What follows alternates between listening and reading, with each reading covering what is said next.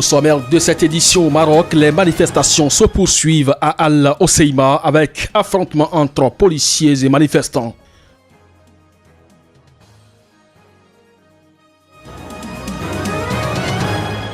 Des milliers de partisans de l'opposition vénézuélienne se sont rassemblés à l'est de Caracas pour rendre hommage à l'adolescent âgé de 17 ans tué la veille.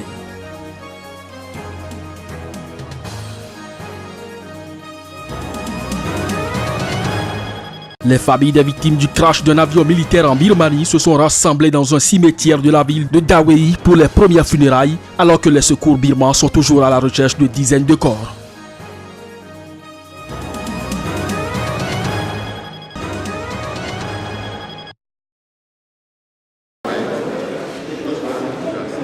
Massacre de Mwanza Lomba en RDC. Le procès qui s'est ouvert le 5 juin devrait être scruté de près. Il s'agit du premier portant sur de possibles massacres commis contre des civils dans les provinces méridionales du Kasaï. On se rappelle encore, en février dernier, une vidéo circulant sur les réseaux sociaux montrait des soldats congolais tirer sur des miliciens présumés, pour la plupart désarmés. Les faits avaient eu lieu à Mwanza Lomba, dans le Kasaï central. Alors que les autorités congolaises l'avaient d'abord qualifié de montage grossier, la justice militaire s'était finalement emparée de cette affaire. Désormais, 9 militaires congolais sont inculpés pour cette tuerie. Au deuxième jour du procès, le ministère public a interrogé les prévenus. Le commandant des opérations a reconnu que ces soldats avaient tué des hommes et des femmes, mais il refuse de les qualifier de civils. Pour lui, il s'agit de miliciens. En 2 jours et avec 7 accusés, la confrontation sur le fond a été menée au pas de charge. Cette rapidité inquiète les observateurs qui veulent s'assurer que le procès est équitable. Les avocats de la défense, qui avaient demandé plus de temps pour s'imprégner du dossier, n'ont pas été entendus.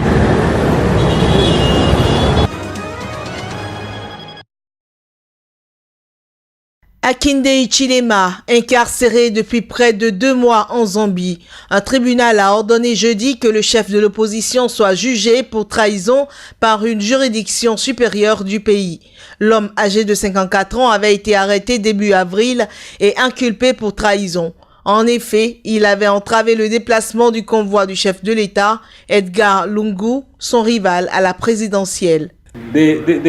La confiance envers notre système judiciaire n'est pas aussi grande que nous aimerions qu'elle soit. Les gens ont perdu confiance et dans un cas comme celui-là, on pourrait s'attendre à une procédure accélérée, mais au final, les juges ne peuvent pas être influencés par quoi que ce soit. Ils vont avancer comme et quand ils veulent. À savoir, quand ce sera terminé, ça reste une question et un mystère pour tout le monde. Il y a des tendances dictatoriales qui persistent et nos dirigeants en ont fait preuve.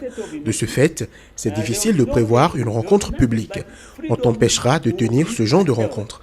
Dans ce genre d'arrangement dictatorial, la liberté de rassemblement et les libertés sont brimées. Il n'y aura pas d'état d'urgence, pas de couvre-feu, mais les libertés sont restreintes par les institutions qui devraient te protéger. Le chef du parti Uni pour le développement national dénonce les conditions de son arrestation et les charges de trahison portées contre lui. Il estime que le régime lui fait payer son refus de reconnaître la victoire de Lungu à la présidentielle d'août 2016. L'accusation de trahison qui interdit toute libération sous caution est passible de 15 ans de prison minimum et de la peine de mort au maximum.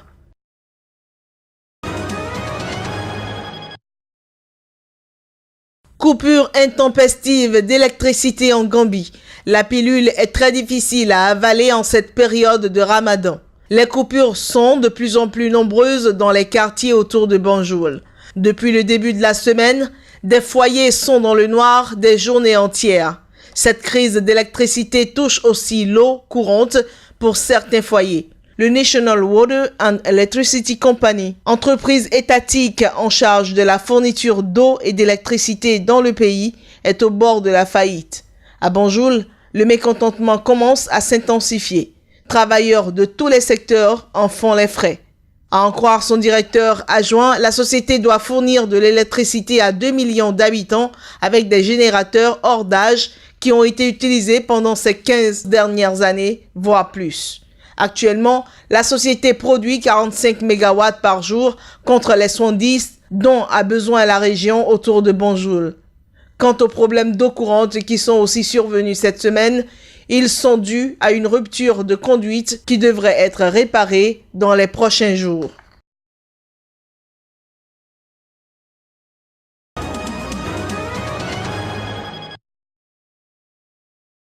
Pour son premier déplacement en Égypte comme ministre des Affaires étrangères, Jean-Yves Le Drian a rencontré ce jeudi au Caire son homologue égyptien Sameh Choukri. Au menu des conversations entre les deux hommes, le dossier libyen que Le Drian a qualifié d'enjeu important. Nous devons travailler ensemble au règlement des crises régionales.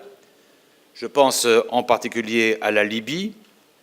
Nous ne pouvons laisser prospérer à la frontière égyptienne et aux portes de l'Europe une instabilité dont profitent les terroristes et les trafiquants en tout genre.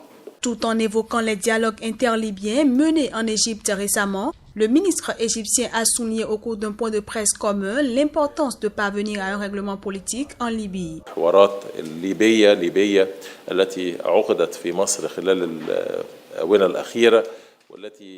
Les pourparlers interlibyens qui se sont tenus en Égypte dernièrement ont démontré qu'il y a une volonté claire des parties libyennes pour trouver des solutions susceptibles de restaurer la stabilité en Libye et de combattre les cellules terroristes implantées en Libye.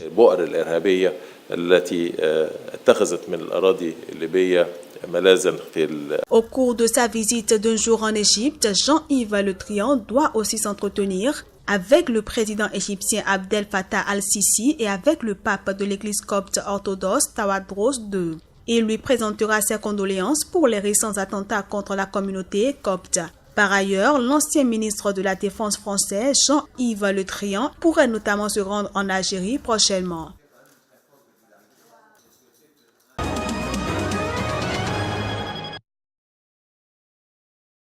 Des centaines de personnes ont de nouveau manifesté jeudi soir à Al-Hoceima, où des heurts ont brièvement opposé en journée jeunes et policiers, signe de la tension persistante dans cette ville du nord du Maroc.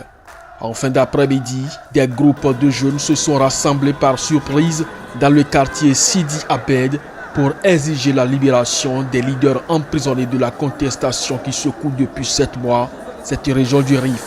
Ils ont été repoussés sans ménagement par les policiers et plusieurs d'entre eux ont alors lancé des pierres sur les forces de l'ordre. Faisant usage de quelques grenades lacrymogènes, la police a procédé à plusieurs interpellations et chargé pour disperser les protestataires. Il s'agit des premières violences depuis 10 jours dans une ville en effervescence, épicentre du Irak, le mouvement populaire qui revendique depuis des mois le développement du Rif qu'il juge marginalisé.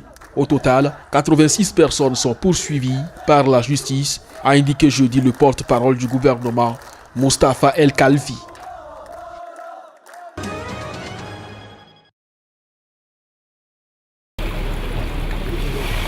Crash d'un avion militaire en Birmanie. Les secours birmans à l'œuvre en mer d'Andaman étaient confrontés ce vendredi à des conditions climatiques difficiles et l'espoir de retrouver des survivants s'amenuise. 122 passagers se trouvaient dans l'appareil. D'après le chef de l'armée, 31 corps ont été repêchés jusqu'à la mi-journée, ceux de 21 femmes, 8 enfants et 2 hommes. Nous ne savons pas si l'avion a été retrouvé pour le moment. Les recherches sont en cours. Nous utilisons des équipements de recherche modernes pour sonder les eaux. Les recherches sont difficiles à cause des vents forts et des courants. J'ai vu des personnes mortes dans des catastrophes naturelles et des accidents. Je suis très triste parce qu'il y a plus de 100 victimes cette fois. L'avion avec à son bord des familles de soldats avait décollé mercredi de la ville de Miek et devait atterrir à Rangoon, la capitale économique de la Birmanie. Mais il a disparu des écrans radars une demi-heure après le décollage. Les autorités n'ont pour l'instant fait aucune déclaration concernant de possibles survivants, mais il semble de plus en plus improbable de retrouver des passagers vivants.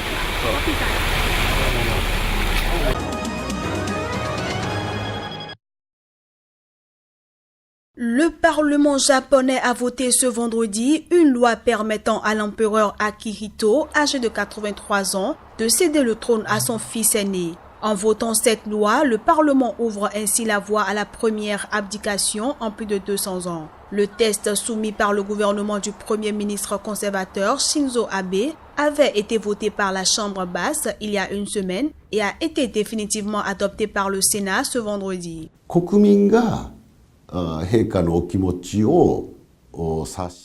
La logique veut que ce soit les citoyens qui arrivent à pressentir la volonté de l'empereur d'abdiquer et que cela provoque un débat à l'Assemblée.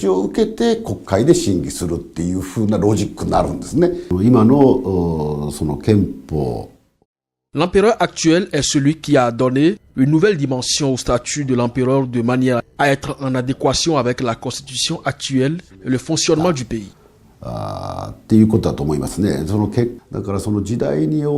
Il est nécessaire que certains éléments changent en fonction des époques, mais il y a aussi un socle qui doit rester le même. Ce socle, c'est la succession masculine.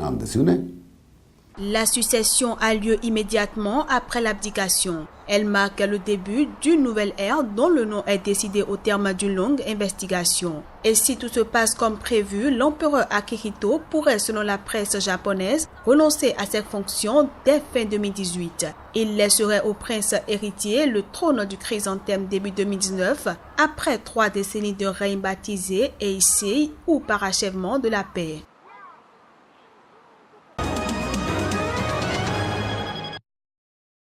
Des milliers de partisans de l'opposition vénézuélienne se sont rassemblés à l'est de Caracas pour rendre hommage à l'adolescent âgé de 17 ans tué la veille lors d'une manifestation contre le président Nicolás Maduro.